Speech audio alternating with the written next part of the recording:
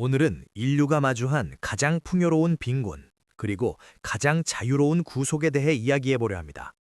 바로 인공지능이 설계한 권력의 알고리즘에 대한 이야기입니다.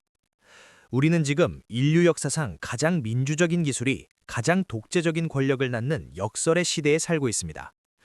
누구나 정보를 얻고 목소리를 낼 수 있게 해준 알고리즘은 어느덧 우리의 취향을 수집하고 생각을 교정하며 종국에는 누가 우리를 통치할지까지 결정하고 있습니다. 혁신이라는 이름의 파괴가 세상을 더 편리하게 만들수록 우리가 지켜온 민주주의라는 시스템은 더 빠르게 무너져 내리고 있습니다. 가장 투명해야 할 정치적 의사결정이 가장 불투명한 기계의 블랙박스 속으로 들어가고 있는 지금, 우리는 과연 기술의 주인일까요? 아니면 데이터라는 이름의 사료를 먹고 자라는 포식자들의 가축일까요? 오늘 영상은 실리콘밸리의 거물들이 어떻게 트럼프라는 권력과 결탁했는지, 그리고 왜 그들이 우리가 공들여 세운 법과 제도를 쓰레기통에 쳐넣으려 하는지, 그 서늘한 경제적 실체를 삼막팔장으로 분석합니다. 2015년 오스트리아의 한 비밀스러운 회의장, 전 세계 엘리트들의 모임인 빌더버그 그룹 회의에서 국제정치의 산증인 헨리 키신저는 전율했습니다. 그를 공포에 빠뜨린 것은 핵무기도 전쟁도 아니었습니다. 바로 딥마인드의 창업자 데미스 허사비스가 보여준 알파고의 학습 능력이었죠. 키신저는 단순히 바둑을 잘 두는 기계를 본 것이 아닙니다. 그는 인간의 직관과 역사적 경험을 압도하는 전략적 판단 주체의 등장을 목격했습니다. 정치란 무엇입니까? 결국 가치 있는 자원을 어떻게 배분할지 결정하는 인간의 판단 과정입니다. 그런데 인간보다 훨씬 방대한 데이터를 순식간에 처리해 미래를 예측하는 존재가 나타났다면 권력은 어디로 향하게 될까요?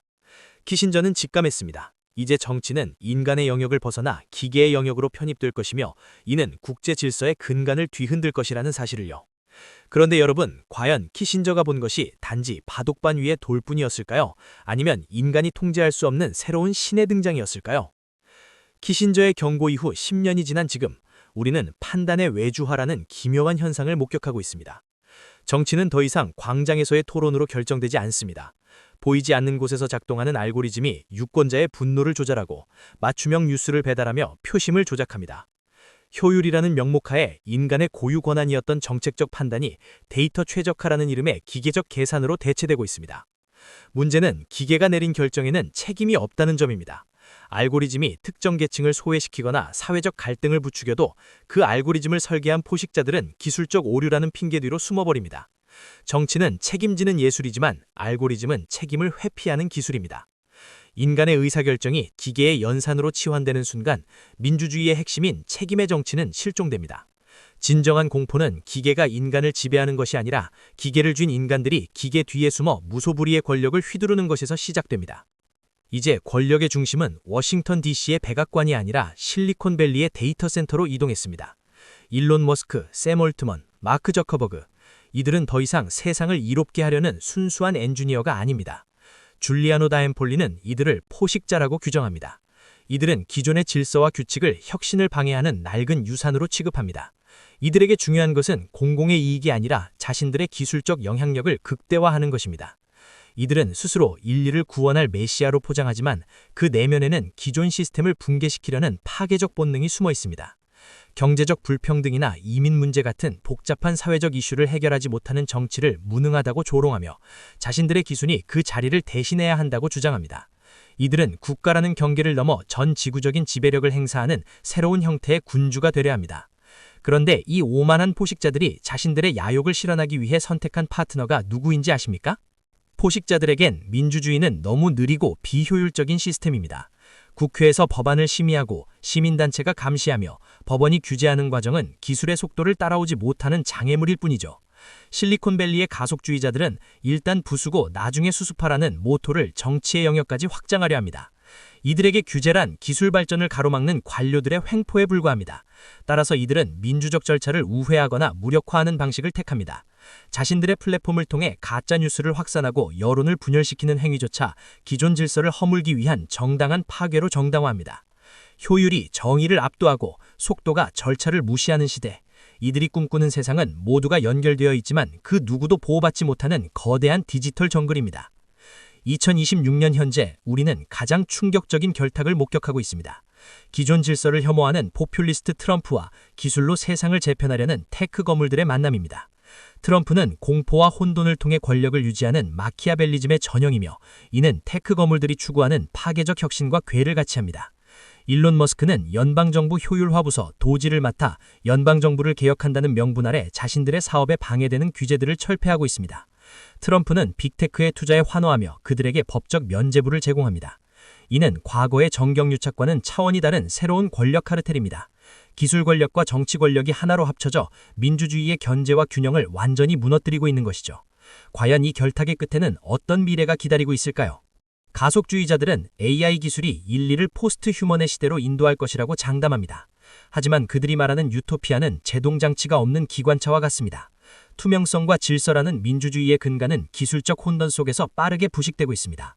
알고리즘은 사회의 통합보다는 갈등을 먹고 자라며 더 극단적인 컨텐츠를 노출시켜 수익을 극대화합니다. 이 질수 속에서 세계는 파편화됩니다. 사람들은 자신만의 알고리즘 감옥에 갇혀 타인의 목소리를 듣지 않게 됩니다.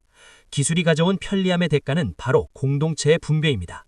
포식자들은 이 혼돈을 즐깁니다. 사회가 혼란스러울수록 기술에 대한 의존도는 높아지고 그들의 지배력은 공고해지기 때문입니다. 우리는 지금 기술이라는 이름의 마약에 취해 우리가 어디로 가고 있는지조차 잊어버린 것은 아닐까요? AI의 가장 무서운 점은 그것이 왜 그런 판단을 내렸는지 개발자조차 설명할 수 없다는 점이죠. 이를 블랙박스 현상이라고 부릅니다. 과거 계몽주의 시대 이후 인류는 모든 판단에 이성적인 근거와 이유를 요구해왔습니다. 하지만 AI 시대에는 오직 결과와 효용만이 중요해집니다. 왜 그런지 몰라도 결과가 맞으면 그만이라는 사고방식입니다. 저자 줄리아노 다 엠폴리는 이를 계몽주의 이전의 신탁 정치의 회귀라고 경고합니다. 신의 뜻을 묻던 사제들처럼 이제 우리는 알고리즘이라는 새로운 신의 계시를 무비판적으로 수용하게 됩니다. 역사와 철학의 무지한 기술인들은 자신들이 만드는 도구가 인류의 이성을 어떻게 파괴하는지 알지 못합니다. 이유를 묻지 않는 사회에서 인간은 주체가 아닌 부품으로 전락합니다. 현대사회, 특히 기술 강국인 한국의 미래는 바로 이 포식자들과의 싸움에 달려 있습니다. 우리는 기술의 효용에 취해 우리의 영혼과 시스템을 그들에게 통째로 넘겨줄 것인가, 아니면 기술을 민주적 가치 아래 통제할 것인가를 결정해야 합니다. 인권, 적법제도, 기관의 이독립성 같은 가치들은 포식자들에게는 거추장스러운 짐이지만 우리에게는 생존을 위한 최소한의 산정장치입니다. 포식자들의 시간은 이미 시작되었습니다. 그들은 알고리즘을 통해 우리의 욕망을 설계하고 정치를 사유화하며 미래를 선점하고 있습니다. 하지만 잊지 마십시오. 알고리즘을 만드는 것도 인간이고 그 알고리즘에 저항할 수 있는 것도 인간입니다. 우리가 기술의 속도에 함몰되지 않고 끊임없이 질문을 던질 때 비로소 민주주의의 불빛은 꺼지지 않을 것입니다. 여러분은 포식자의 먹이가 되시겠습니까? 아니면 이 시대의 관찰자이자 저항자가 되시겠습니까? 성공은 목적지가 아니라 과정입니다. 그리고 기술은 도구일 뿐 목적이 돼서는 안 됩니다. 오늘 분석이 여러분이 이 혼돈의 시대를 읽어내는 작은 창이 되었기를 바랍니다. 내용이 유익했다면 구독과 좋아요 부탁드립니다. 더 서늘입니다. 시청해주셔서 감사합니다.